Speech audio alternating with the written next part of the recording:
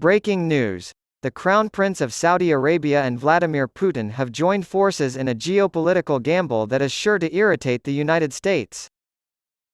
Saudi Arabia and Russia are cooperating to maintain high oil prices, which is likely to annoy the United States.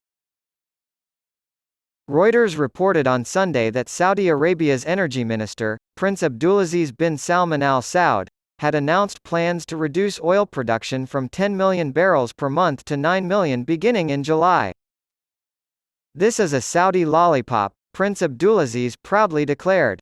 "We aim to put the cherry on top. The element of surprise is always welcome. No one should try to guess what we'll do because this marketplace requires regulation." His comments followed a gathering of oil-exporting nations in Vienna, Austria, known as OPEC+. As the largest oil producer and most powerful member of the group, Saudi Arabia exerts considerable influence over international oil prices.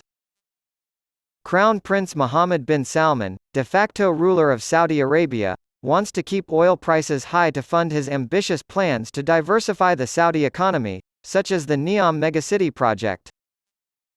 He is taking Saudi Arabia in a direction less traveled by previous rulers in terms of oil policy, risking enmity with the country's traditional ally, the United States. Despite a general decline in oil prices over the past few weeks, the Saudis' action pushed the price of Brent crude oil, the international market standard, up by 2% to $78.73 a barrel before it dropped back down to $77.19. Following the meeting, Russian Deputy Prime Minister Alexander Novak stated that the Kremlin would maintain the 1.4 million barrels per day in production cuts in 2024 that were agreed upon with other OPEC+ members in April. According to Reuters, he also said that the reduction would last until the end of 2019.